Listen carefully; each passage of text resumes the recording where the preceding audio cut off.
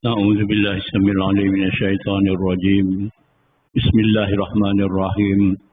السلام عليكم ورحمة الله وبركاته. الحمد لله الحمد لله الذي هدانا لهذا وما كنا لنهتدي لولا أن هدانا الله. أشهد أن لا إله إلا الله وحده لا شريك له وأشهد أن سيدنا محمدا عبده ورسوله. اللهم صل وسلم على سيدنا محمد وعلى آله وأصحابه والتابعين وتابعهم بإحسان إلى يوم الدين.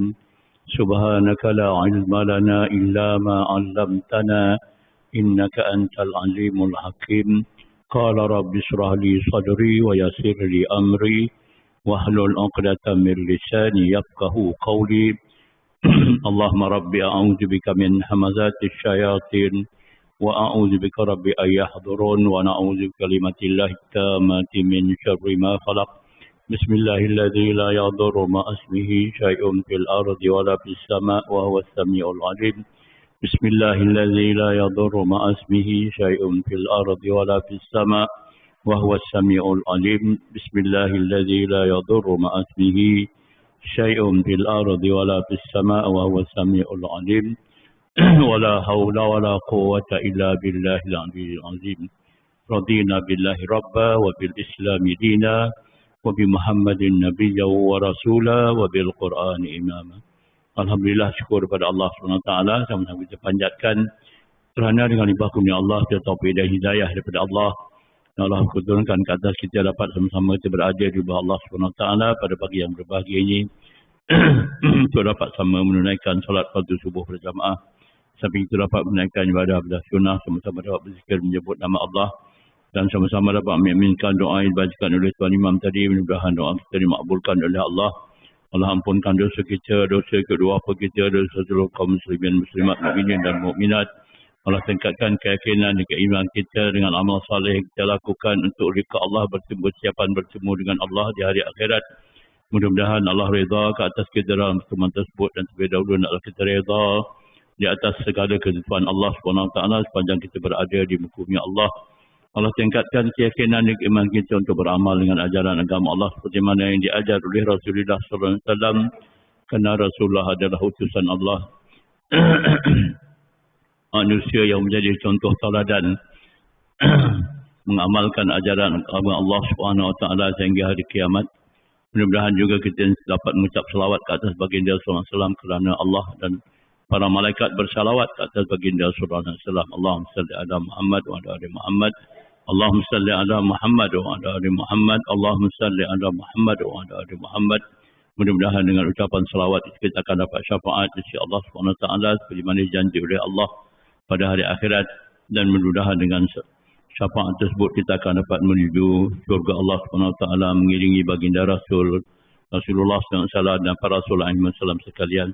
Tuan-tuan yang dirahmati Allah sekalian, ada waktu yang diizinkan oleh Allah bersama dalam majlis ilmu pada pagi yang berbahagia ini. Marilah sama kita mohon keberkatan kepada Allah. Allah mudah memberikan kepahaman kepada kita dengan ilmu-ilmu yang diturunkan oleh Allah SWT. Kita mula dengan baca umul kitab Al-Fatihah. A'udzubillahi minasyaitonirrajim. Bismillahirrahmanirrahim. Alhamdulillahi rabbil alamin, arrahmanir rahim, maliki yaumiddin. Iyyaka na'budu wa iyyaka nasta'in. Ihdinas siratal mustaqim. Siratal ladzina an'amta 'alaihim ghairil maghdubi 'alaihim waladdallin. Amin. Yang tulikan Tuan Imam dan seluruh pegawai surau, pengurusi dari jawatan kuasa, pimpinan masyarakat, tuan guru, para ulama, para ustaz dan ustazah, muslimin muslimat, mukminin dan mukminat rahimakumullah. Pagi ini kita menyambung pengajian daripada kitab Mustikah Hadis. Ya, kita masuk dalam bab alam akhirat, ya. Alam akhirat.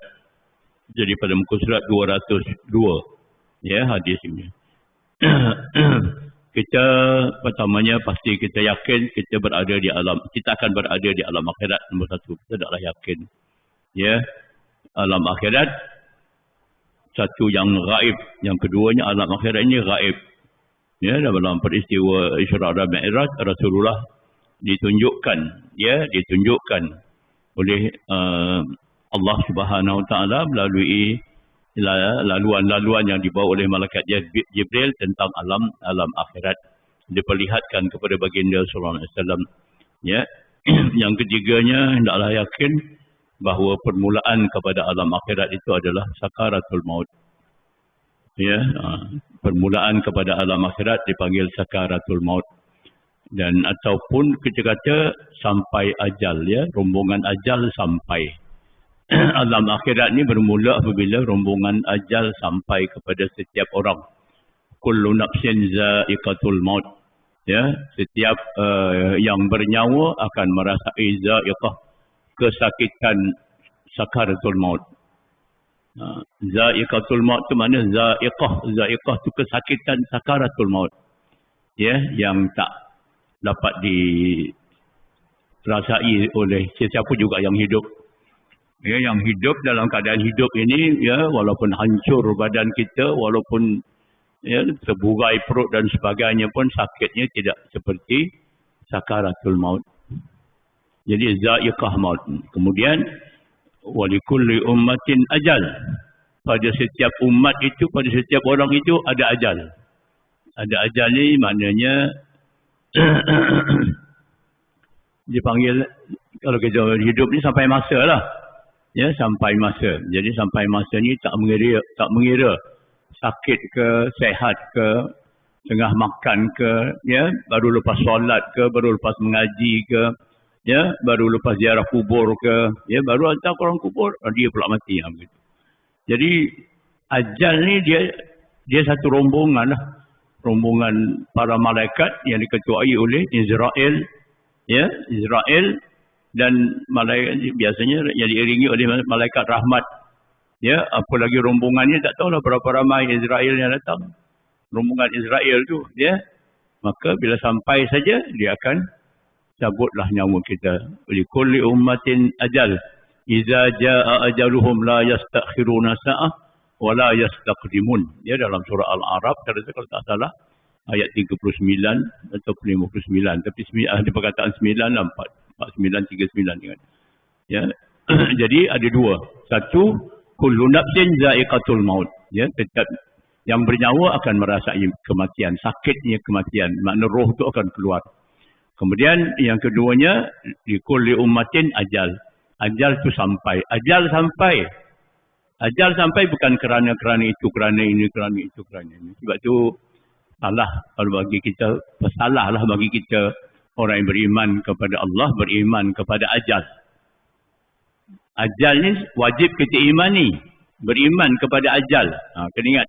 Sekarang ni sebab tu dikatakan kita hidup ni, ya, ingat mati. Ingat mati tu ingat ajal kita lah. Sebab tu Rasulullah kata orang yang bijak, orang yang senantiasa mengingati mati, mengingati ajal dia. Bila ajal? Ajal bukan kerana sakit. Mati sampai masa tu bukan kerana dia sakit, bukan kerana dia sihat, bukan kerana dia banyak makan ubat, bukan kerana dia hebat makan ubat mahal-mahal ke apa ke, bukan. Ya, sampai masa dia ajal. Ya, jadi ajal ni satu ketentuan Allah, satu rombongan. Macam mana keadaan seseorang itu tak menjadi sebab kepada datangnya ajal. Tapi selalu kita kaitkan, ya, bila sampai rumah orang mati je, sakit apa? Berapa lama dia dah rawat? Patutlah berapa tahun umur dia. Dia sama je, yang muda pun mati, kanak-kanak pun mati, yang tua pun mati, yang umur sederhana pun mati. Cumanya adalah garis-garis panduan yang Rasulullah sebut. Ya, umur 70-an, umur 60-an, umur 80-an, macam keadaannya. Jadi tuan-tuan dan Allah sekalian, itu yang kita kena imani, permulaan kepada alam akhirat kita di situ. Ya, jadi hari ini kita lihat beberapa hadis Rasulullah SAW. Ya, daripada kitab Mustikah Hadis. Pertama hadis yang ke-55, muka surat 202. An Ali radhiyallahu an qala Rasulullah sallallahu alaihi wasallam la yu'minu abdan hatta yu'minu bi arba'. Tidak beriman seseorang hamba itu melainkan dia beriman dengan 4 perkara ni. Jadi 4 perkara ni dikena beriman. Pertama, yashhadu an la ilaha illallah wa anni rasulullah. Ya, Rasulullah kata dia mengucap la ilaha illallah dan aku ini adalah pesuruh Allah. Ba'atsani bil haq. Ya. Maknanya beriman, kita yakin bahawa Muhammad itu Rasulullah dan dia ba'atsani bil haq. Maknanya pengutusannya adalah sesuatu yang benar. Benar kerana dia datang daripada Allah. Sebab tu saya dulu ingatkan, bila kita zikir la ilaha illallah, sambung Muhammadur Rasulullah, la ilaha illallah Muhammadur Rasulullah, la ilaha illallah Muhammadur Rasulullah, la ilaha illallah Muhammadur, la ilaha illallah Muhammadur Rasulullah. Nah, jadi kita sebutlah.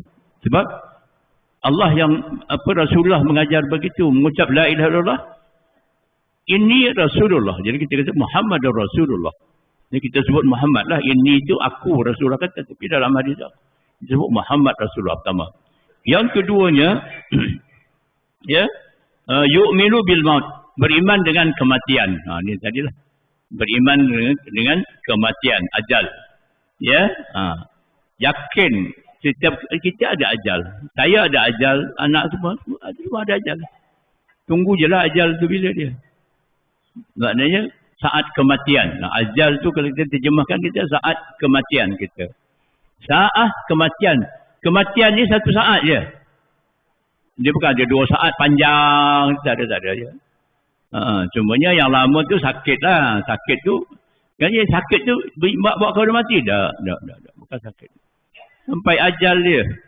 Ya, asbabnya sakit tu ke? Bolehlah kita kata asbabnya sakit. Tapi hakikatnya bukan itu. Kerana ada orang sehat sampai ajal. Tak makan ke? Tak kelaparan ke dia mati? Tak, bukan kerana kelaparan. Sebab ada orang kenyang pun mati. Apa lagi? Dia tak ada duit pasal sakit ni. Tak ada duit nak beli ubat ke? Tak, bukan pasal ubat dia mati. Ya, kerana orang kaya pun yang banyak insurans masuk dalam hospital pun, ya, bayar beribu-ribu, puluh ratus ribu, mati juga. Jadi nak cakap apa? Maknanya bahawa beriman dengan kematian itu adalah wajib. Beriman, yakin dengan sampai ajal ataupun sampai saat dia. Saat aja ajal tu. Jadi bukannya lama, ya. Sebab tu kata sampai saat je. Dan kemudian yu'minu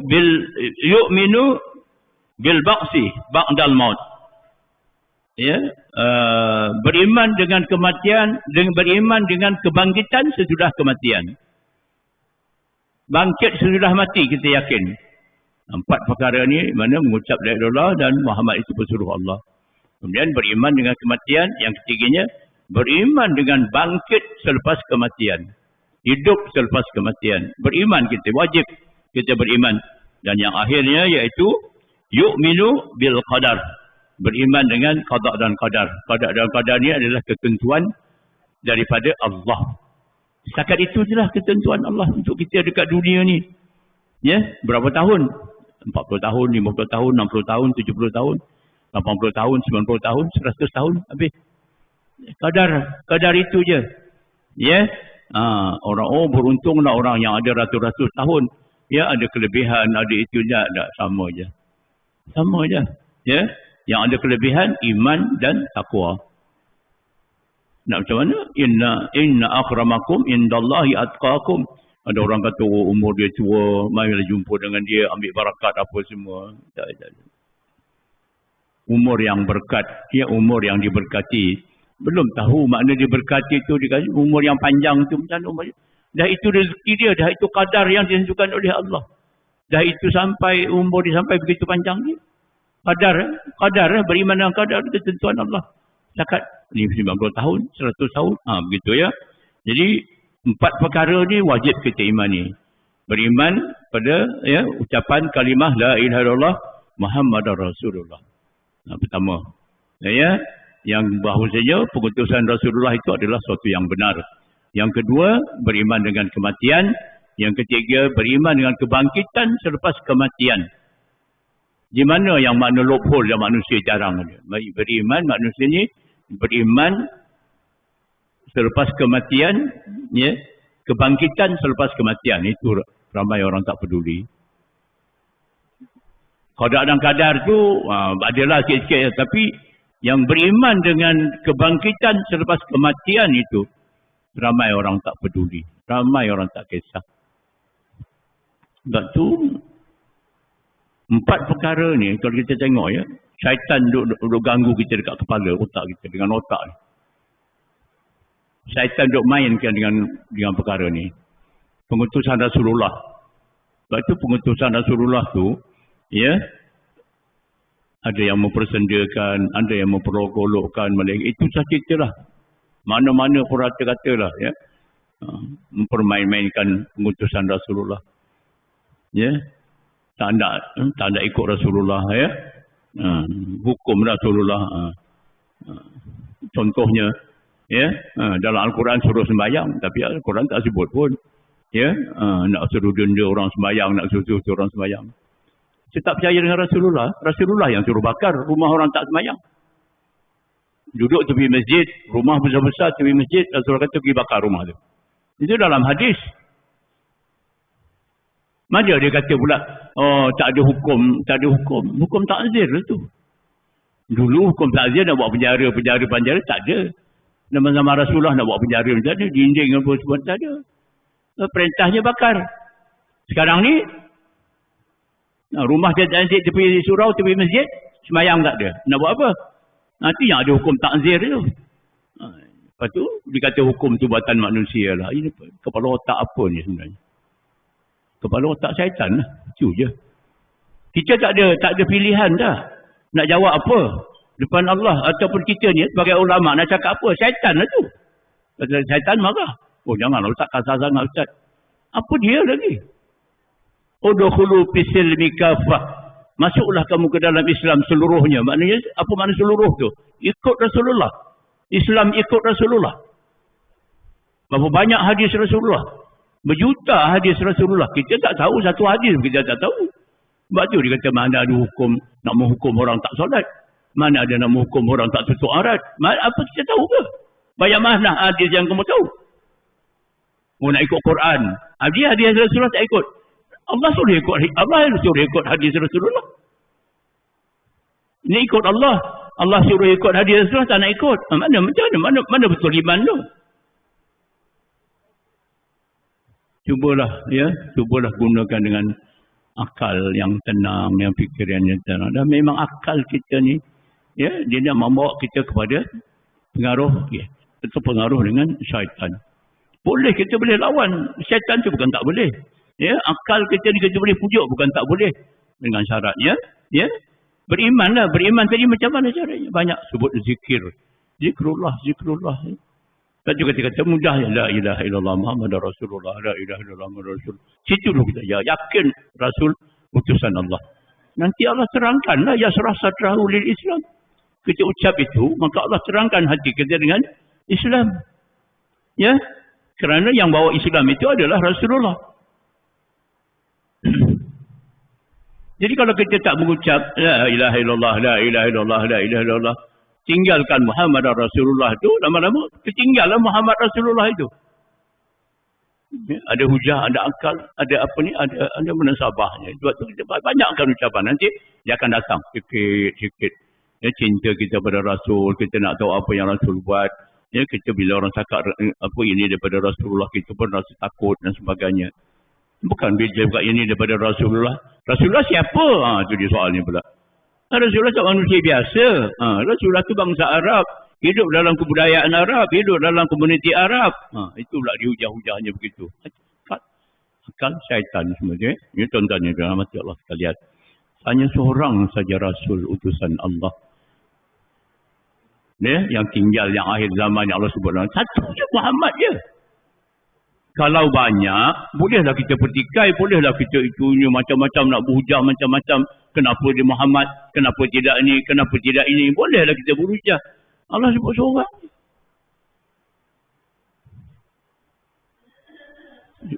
Sebab itu dalam Al-Quran kalau kita baca ya, umat yang banyak memusuhi Rasul ni Yahudi.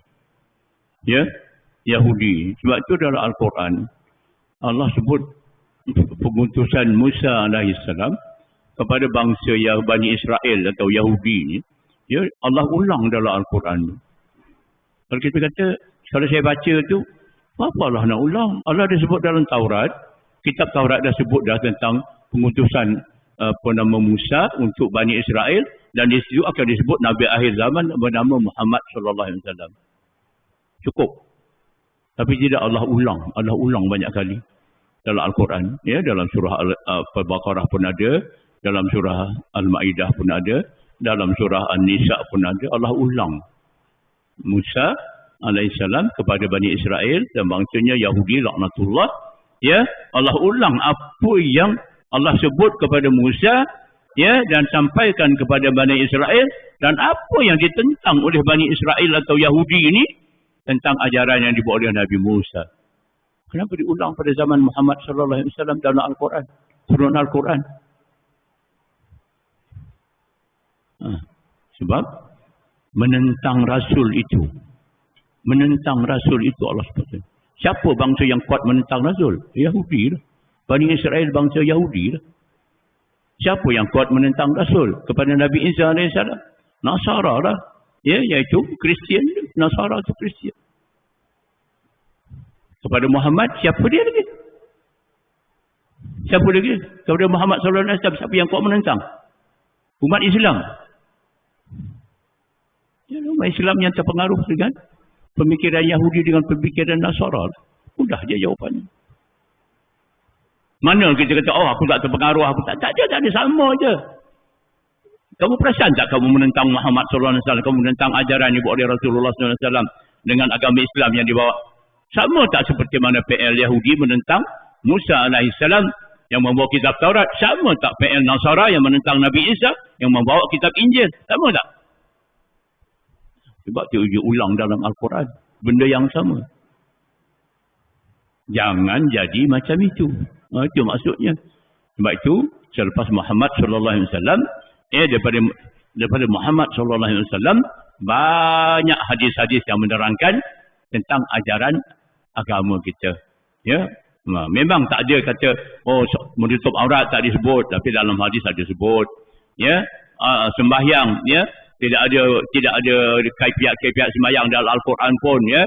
Ini hanya ajaran Muhammad dan ulama saja. Tapi dalam hadis sebut. Sebab itu kita bila kata kebangkitan Muhammad sallallahu alaihi wasallam itu, ia adalah sesuatu yang benar dan ianya datang daripada Allah, pengutusan Allah Subhanahu wa ta'ala. Kena ingat, ya. Sebab tu kena ulang banyak tu. Sebab tu ada satu salawat yang diingatkan oleh Allah, baca salawat kerana, ya, Allah dan para malaikat bersalawat ke atas baginda, supaya kita jangan lupa bahawa Muhammad ini adalah manusia utusan Allah akhir zaman. Berapa bilion manusia akhir zaman. Kalau umat Bani Israel dulu mungkin ada ratusan ribu saja. Ya, Yahudi dulu ada ratusan ribu saja zaman Nabi Musa. Yang selamat daripada Fir'aun, kata-katalah ada masa itu tak sampai 100,000. Ada kata 80,000. Ya, berbanding dengan tentera Fir'aun yang tenggelam dalam laut 600,000 orang. Tapi umat Muhammad hari ini keseluruhannya, ya, maka di situ boleh bilanglah yang beriman, ya. Daripada berbilion-bilion sampai akhir zaman nanti, tinggallah yang beriman berapa orang. Ya, tuan-tuan. Dan iman ini 4 perkara utama, bermulanya alam akhirat, ya, beriman kepada mengucap la ilaha illallah Muhammadur Rasulullah, ya, kerana di situ, ya, apa yang dibawa oleh Rasulullah tentang alam akhirat itu adalah sesuatu yang benar. Kemudian beriman dengan kematian, beriman bangkit selepas kematian, beriman dengan qada dan qadar daripada Allah Subhanahu wa taala. Itu dia, ya. Kemudian kita lihat yang kedua, hadis yang 56, an Aisyah radhiyallahu anha, ya, daripada Aisyah radhiyallahu anha, ra'aitu Nabi sallallahu alaihi wasallam wa huwa bil maut wa indahu qadahun fihi ma'un wa huwa yadkhulu yadahu fil qadah summa yamsahu wajhahu summa yaqul Allahumma a'inni ala munkaratil maut au sakaratil maut. Ya, hadis riwayat At-Tirmizi dan Ibnu Majah. Kita lihat, ya. Daripada Aisyah radhiyallahu anha, isteri Rasulullah sallallahu alaihi wasallam, ya, dia mengatakan semasa semasa baginda hampir wafat, dan di sisinya sebuah bijana berisi air, dan baginda memasukkan tangannya ke dalam bijana tersebut lalu menyapu mukanya. Sesudah itu baginda bersabda, inilah doa tuan-tuan yang dirahmati Allah sekalian, ya Tuhanku, berilah aku pertolongan terhadap penderitaan maut atau sakaratul maut yang sedang aku hadapi. Sempat lagi nak ingat tu. Rasulullah ingatkan kita juga. Sekarang ni bila kita baca hadis ni, tuan-tuan tengok. Dan kita doa pun, doa kita ada, Allahumma inna nas'aluka salamatan fid din wa afiatan fil jasad wa ziyadatan fil ilmi wa barakatan fil rizqi wa taubatan qabla al maut. Taubat sebelum maut, wa rahmatan dal maut, rahmat kasih sayang Allah ketika nak mati, wa maghfiratan ba'dal maut, keampunan Allah setelah mati. Ni selepas mati tadi, bila dibangkitkan dengan keampunan daripada Allah. Wa maghfiratan ba'dal maut, Allahumma hawwin alaina fi sakaratil maut. Allahumma a'inni ala munkaratil maut. Rasulullah kata, tolonglah aku ya Allah menghadapi kesakitan munkarat. Allahumma hawwin alaina fi sakaratil maut. Maknanya, ya Allah ya Tuhanku, jauhkan aku daripada kesakitan sakaratul maut. Sakaratul maut adalah penyakit sakit yang sangat sakit, tidak ada, dan orang itu tahu dia akan mati. Saya pun akan tahu bila saya mati nanti, saya akan merasai sakaratul maut itu. Dan saya tahu bila datang sakit yang itu menunjukkan saya akan mati. Selagi belum ada sakit itu, kalau sakit setakat tak sedar sakit mana kena stroke dah, apa lagi, sakit pengsan macam tu, ataupun tak bernafas ke, ataupun sakit-sakit yang tengok hospital tu lah, yang duduk bersandar ke apa ke, ni dah sakaratul, sudah itu bukan sakaratul maut. Itu sakit dah, sakit biasa saja. Sebab sakaratul maut ni roh nak keluar daripada seluruh anggota badan. Kalau kita sakit, mungkin kalau kita sakit buah pinggang, dekat mana sakitnya? Lemah badan, susah nak bernafas, itu je lah. Begitu bukan sakaratul maut. Kalau sakit apa lagi? Accident. Mana sakit accident? Perut terburai, perut je lah. Kena tembak, kepala sakit kepala, kena tembak dekat kepala je lah. Tapi sakaratul maut, seluruh badan kita sakit. Kecuali rambut dan kuku saja. Kecuali rambut dan kuku saja tak sakit. Rambut dengan kuku. Pelik kan? Kuku tak sakit. Dan rambut juga tak sakit. Sebab tu bila dah mati nanti, kuku akan hidup. Kuku ni dia roh hidup dengan roh mana ya? Wallahu alam, kita tak tahu. Rambut akan panjang. Rambut akan kekal begitu. Bukan dia nak digunting ke, tak ada lah. Tapi kalau ada juga kata yang mati tu, rambut dia panjang. Yang hidup tu lah. Yang hidup. Yang kekal dia punya jenazah dia, rambut dia panjang dan kuku dia panjang. Tapi yang lain, semuanya mati, habis sakit. Sakitnya tu memang tak apa. Sakit. Sekali mayat roh tu nak keluar satu badan tu. Kalau kita sakit, luka dekat sini pun sakitnya kita rasa satu badan sakit. Tapi luka di sini sakitnya. Kena api di sini sakit terbakar. Tapi satu badan kita sakit. Yang ini roh nak keluar.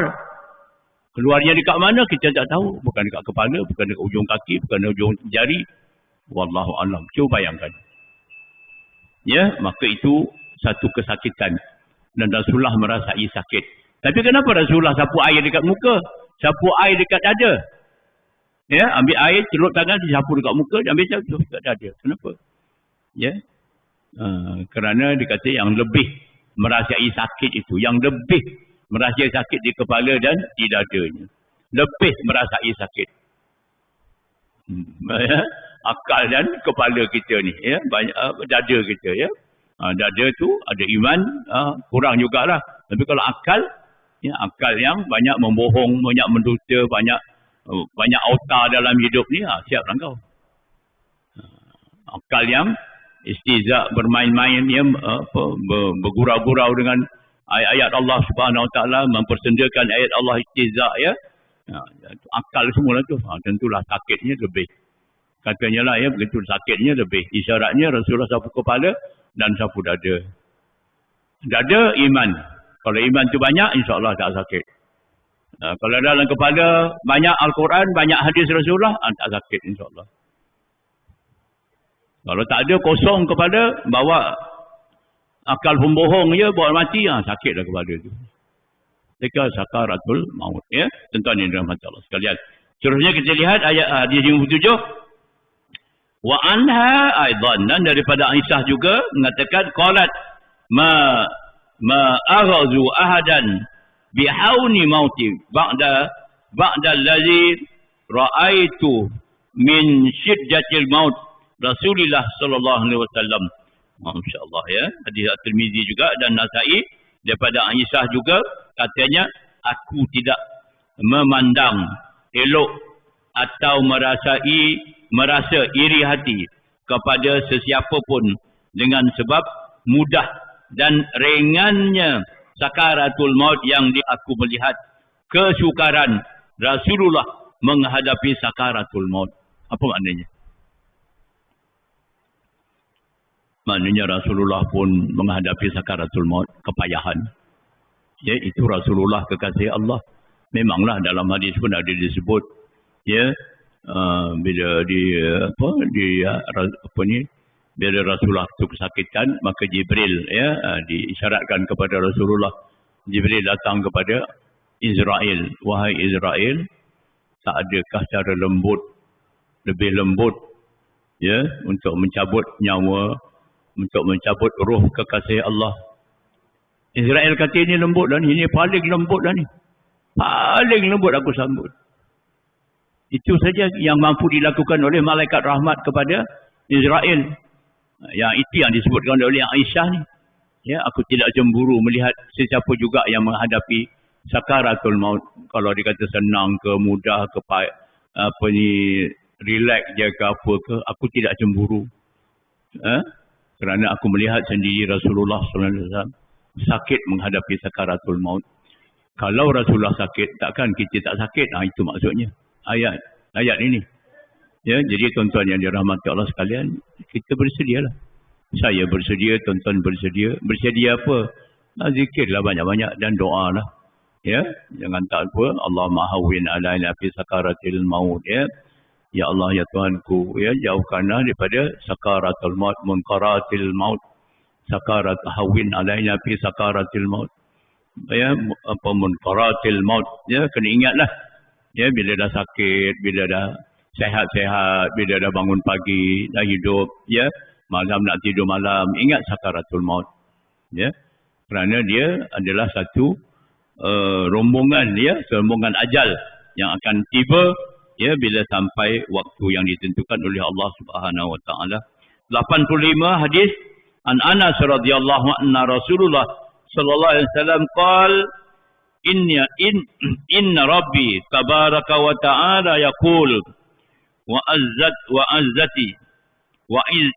izzati wa jalali la akhriju ahadan min ad-dunya uridu aghfira lahu hatta stawfa kullu hati'atahu fi unukihi bi saqabin fi badanihi wa iqtari fi rizqihi. Hadis riwayat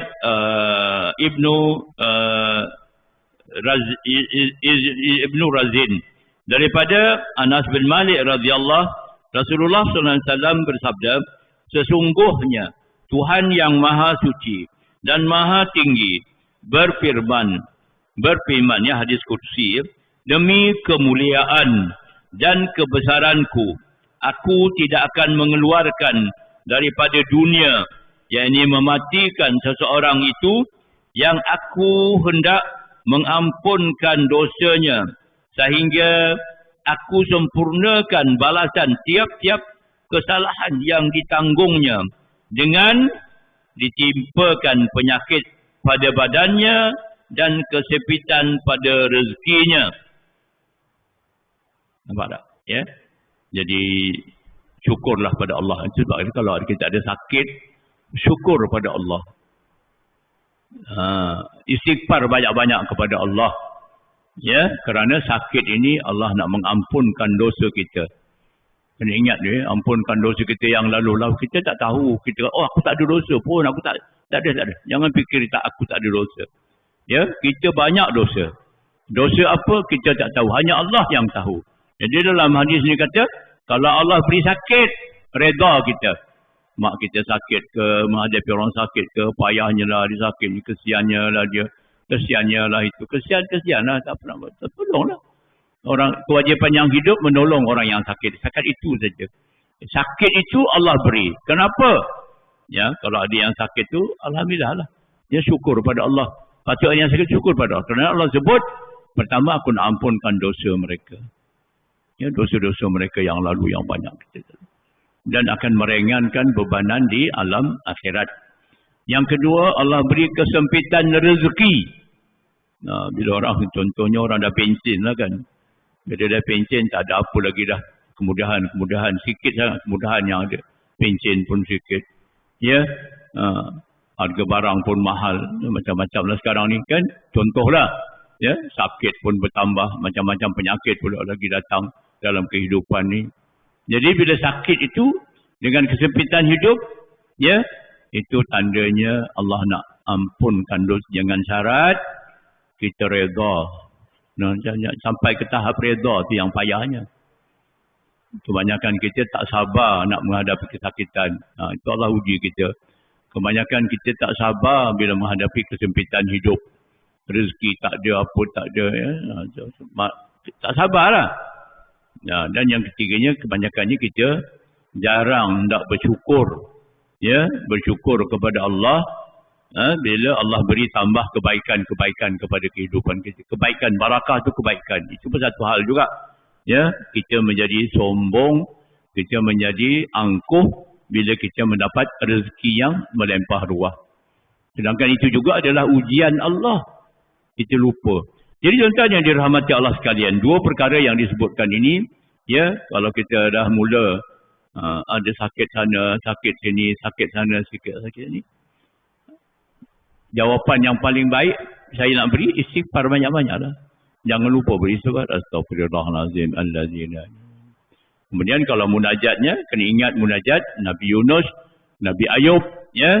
La ilaha illa anta subhanak inni kuntu minaz zalimin. Itu kena banyak juga baca. Ya, pagi 100 kali, petang 100 kali. Ya, macam-macam sakit tadi pergi ke pasar tersepak batu, tadi pergi pasar tu ni, pergi pasar mata masuk sampah pedihnya mata sakit tak nampak lagi begitu. Itu semuanya adalah ya ingatan Allah kepada kita. Kamu ada dosa. Ya, maka sakit itu bila kita kamu ada dosa.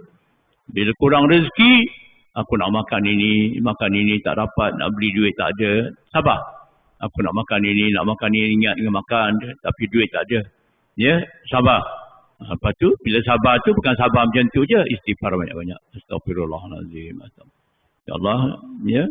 Kalau inilah ujian kau, kalau inilah yang kau nak beri padaku untuk engkau ampunkan dosaku, ya, aku redalah di atas apa yang engkau lakukan. Ya, reda kepada Allah Subhanahu wa ta'ala. Itu maksudnya. Kalau kita tidak diuji, ini yang bahaya. Sehat aja, begitu tak diuji. Kalau sehat pun ada duit pula, ya, sakit pun ada duit juga. Duit mampu beli segala-galanya. Sakit itu, sakit ini bayar. Baik. Ya, sombong lama-lama jadi sombong. Takut lama-lama jadi ego dan sebagainya, dan jadi kita tak bersyukur kepada Allah Subhanahu wa ta'ala, ataupun dipanggil ya kita lalai dan lupa langsung. Ya.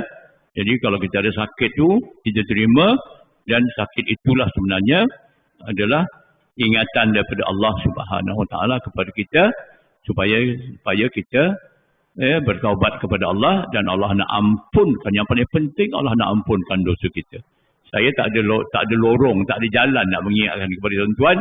Yang paling penting kepada kita ni apa pun pada saya lah. Ya, untuk menghadapi di hadapan kita ni, ya. Di hadapan kita ni ternyata ayat yang selalu baca tu dalam surah Al-Hasyr. Ya ayyuhallazina amanu taqullaha wal tanzur nafsum ma qaddamat lighad. Wattaqullaha. Itu tengok. Wahai orang-orang yang beriman, bertakwalah kepada Allah. Itu pertama, bertakwa kepada Allah. Buat apa yang disuruh, tinggalkan apa yang dilarang. Ya, ittaqullah. Wal tanzur nafsum ma qaddamat lighad. Wajib kamu memerhatikan ataupun wajib kamu bersedia, wajib kamu menyediakan diri kamu. Menyediakan apa? Apa yang akan kamu bawa bekal untuk hari esok. Gadan tu maknanya esok tu ialah hari akhirat. Nah, ya, hari akhirat. Apa yang kamu sediakan untuk bekalan hari akhirat kamu? Wajib kamu bersedia dengan bekalan hari akhirat. Dan pada saya, bila saya baca ayat ini, bila imam-imam baca dalam solat dulu, saya fikirkan,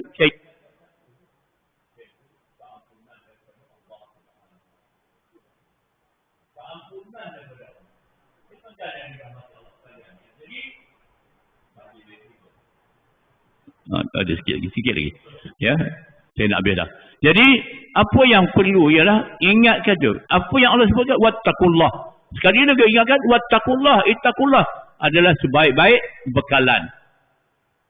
Kalau kita kata ittaqullah itu sebaik-baik bekalan, maka iaitu melakukan segala kebaikan asal segala perintah Allah dan meninggalkan segala larangannya.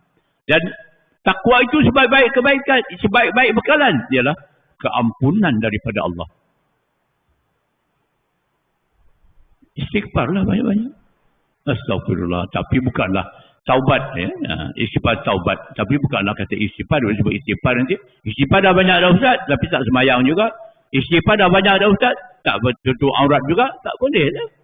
Kena ingat ittaqullah tadi tu. Ikut perintah Allah. Ya. Dan sebaik-baik bekalannya ialah bertaubat. Bila sebut bertaubat lebih tepat lah. Kalau istighfar saja. Bertaubat ni maknanya mengikut balik semula jalan-jalan ya yang diperintahkan oleh Allah Subhanahu Wa Taala, ya. Jalan orang-orang saleh, jalan para nabi, jalan para syuhada, ya, para salihin. Itu jalan-jalan yang mereka tunjukkan kepada kita, bukan jalan-jalan bal, jalan-jalan orang sesat, bukan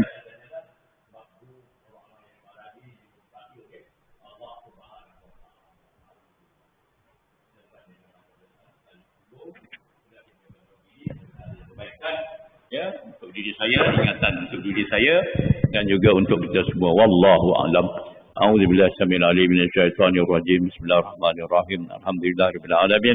Wassalatu wassalamu ala asyrafil anbiya'i wal mursalin sayyidina Muhammad wa ala alihi washabihi ajmain. Allahumma rabbana innana amanna bima anzalta wattaba'na ar-rasul faktubna ma'asy syahidin.